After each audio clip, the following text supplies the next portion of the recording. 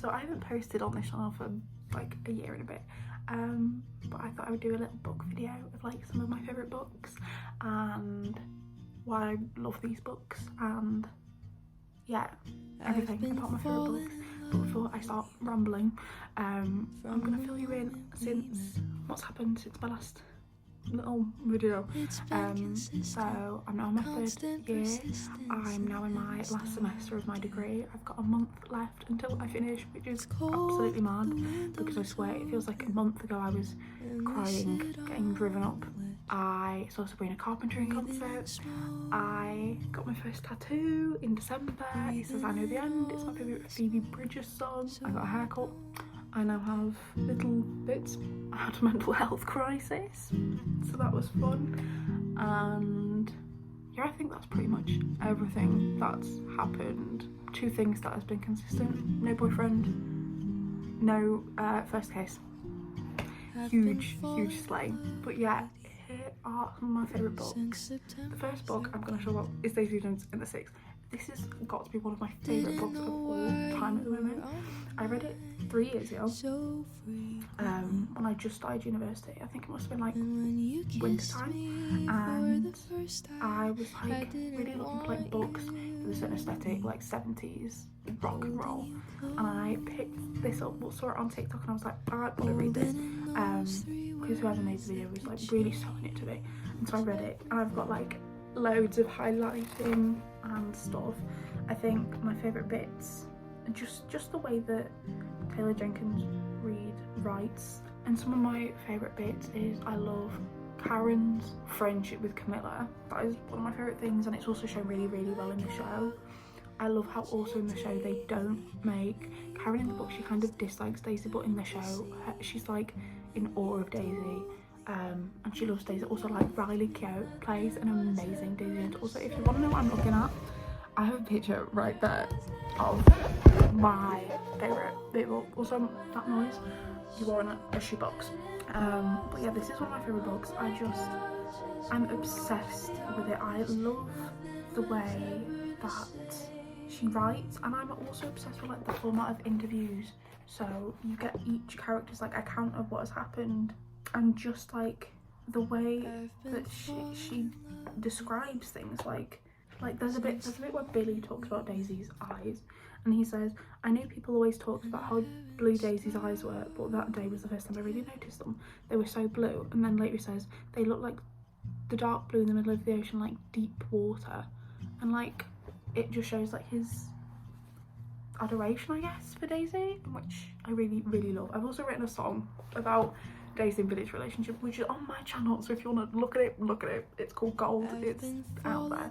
Another book is The Seven Husbands of Evelyn Hugo. This isn't one of my favourite, but it's such like an easy read, and not easy as in like I could breeze through it and not much happened. Like, so much happens in this book, like beyond, like she's a woman, like this whole sapphic story, like spoilers, I'm going to talk about the book in detail, but just like the way that like I don't know, those bits where Evelyn is talking about how she wasn't a lesbian, she was bisexual, and in I think it was the 60s or 70s you could either be gay or you were straight. There was no like between, you were either one thing or you weren't the other. And she says like, I hate you being called a lesbian, and then later she talks about how Celia, like she says she liked to ignore the fact that I truly loved on other ones. She liked to ignore the fact that I had made love to men and enjoyed it.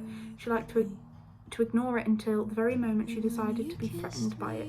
That seemed to be her pattern. I was a lesbian when she loved me and a straight woman when she hated me. And I think like just the way that like Taylor Jenkins Reid writes about Evelyn's being a bisexual woman, but also like loving Celia in a time where being a queer woman wasn't accepted anyway, just like the way that she expresses it is so like important to me, and I just really value it. I also think that the ending is so, it feels really sad, and I won't talk about it more because it just really is. But yeah, this book is really sad. I didn't cry while reading it, but it is really, really, really sad. So yeah, that's Daisy Jones and the Six. Not Daisy Jones and the Six. That is The Seven Husbands of Evelyn Hugo.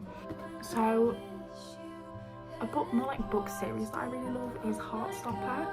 I love Heartstopper, and I remember last year, I think, or the year before, when the first season came out, I didn't know what Heartstopper was. I was like, oh, I'll watch it just because.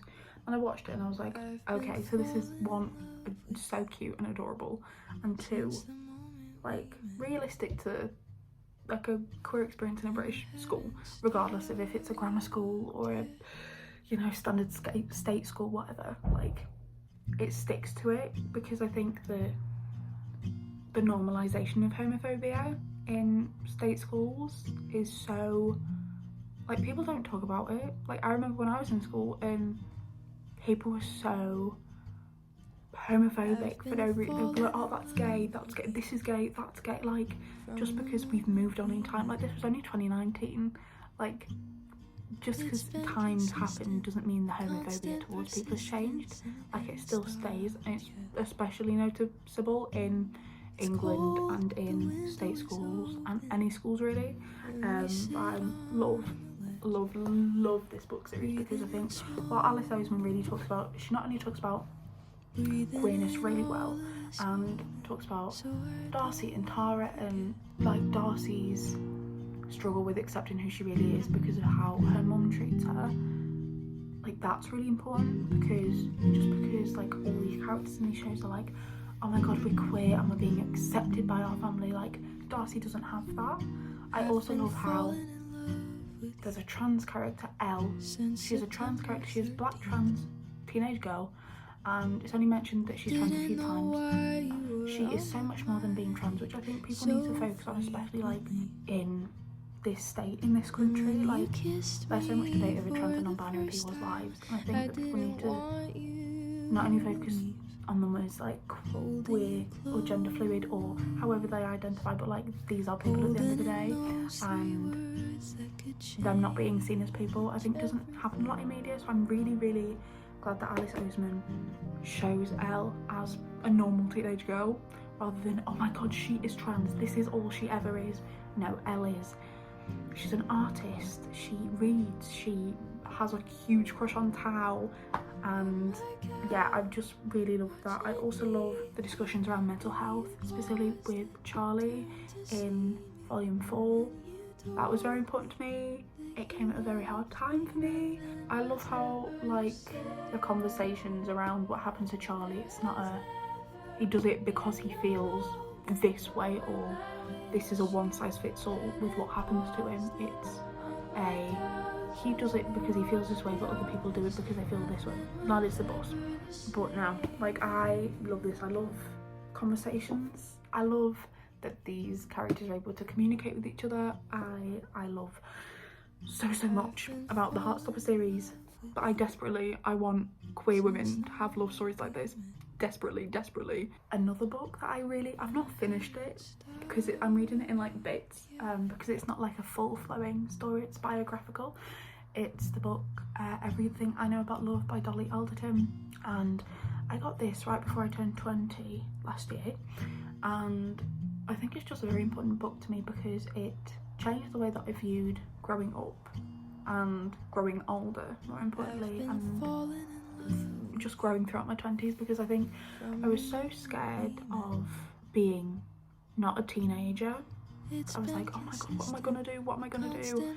And so yeah, I read the book, and she talks about how she perceived love throughout different stages in her life, like how she perceived it at 15, how she perceived it at 20, how she perceived it at 25, and so on, and like the differences in, like, I can't remember what age it is, but she's a teenager, and she says, like, if you haven't been intimate by the time you're 18, you're never going to be intimate with someone, or you're never going to have a boyfriend or feel this way.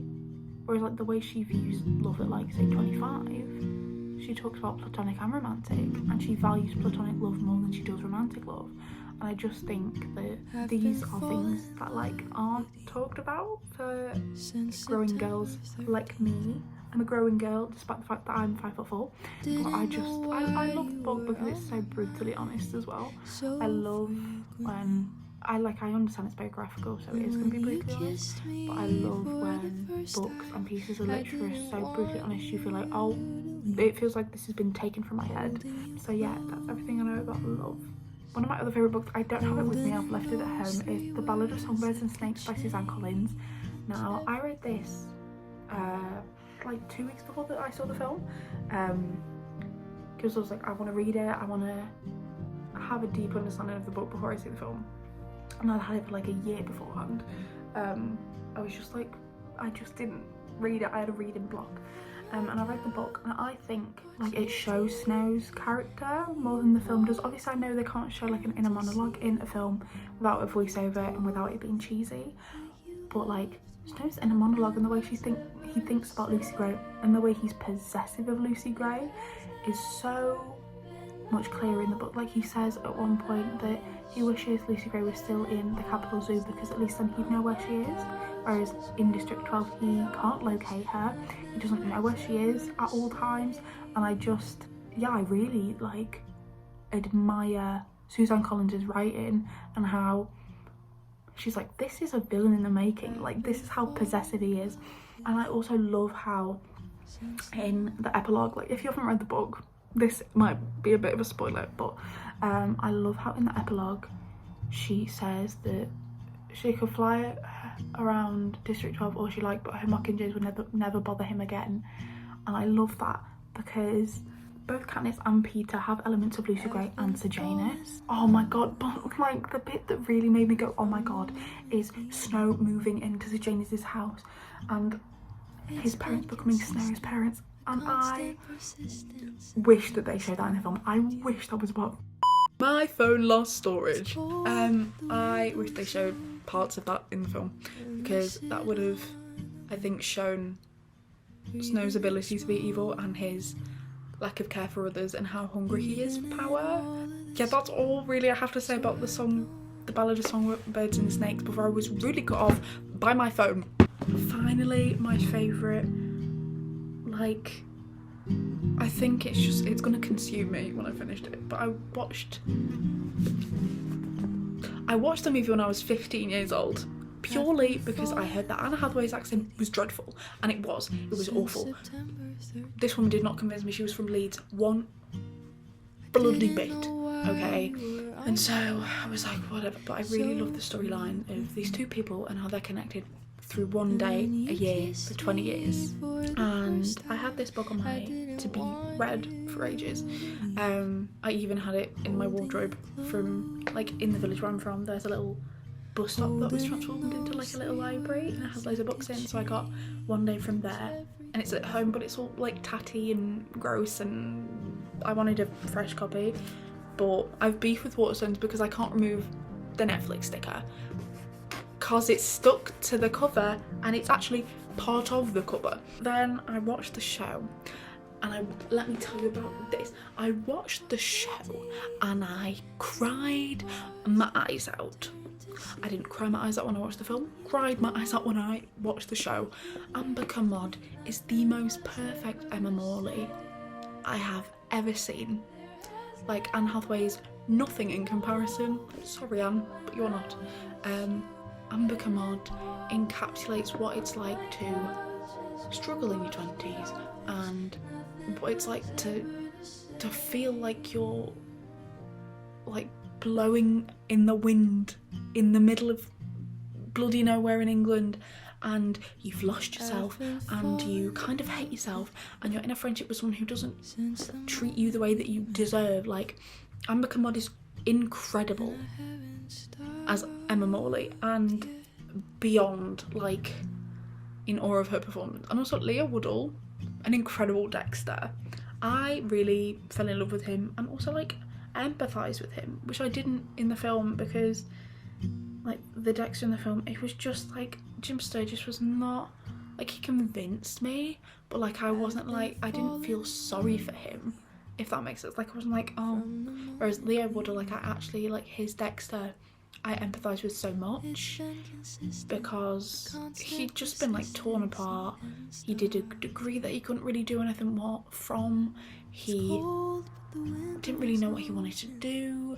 He'd been part of these relationships that had no end goal or end, like, happy ending. Like, his Dexter really, it was really great.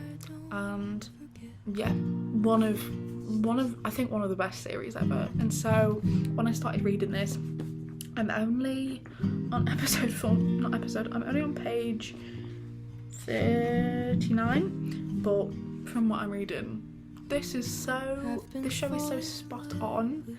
Like, when Ian starts working at the Mexican restaurant, he says, "Yo, my people," and just as cringe reading it as it was watching. So yeah, that's like my favourite books at the moment. Obviously they will change as I change, and they will grow as I grow. But yeah, that is my favourite books. And yeah, I might see you soon, might not, might disappear. I'm going to Belfast for my birthday, so I'm hoping to do a little vlog video for that.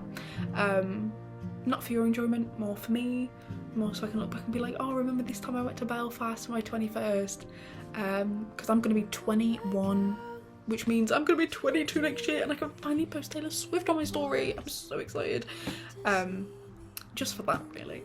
But I'm going to do a little vlog for Belfast in a few weeks. This is my favourite books video, and yeah, you could like, you could subscribe, I'm not really bothered. This is purely for my enjoyment and for me. Yeah, okay, bye.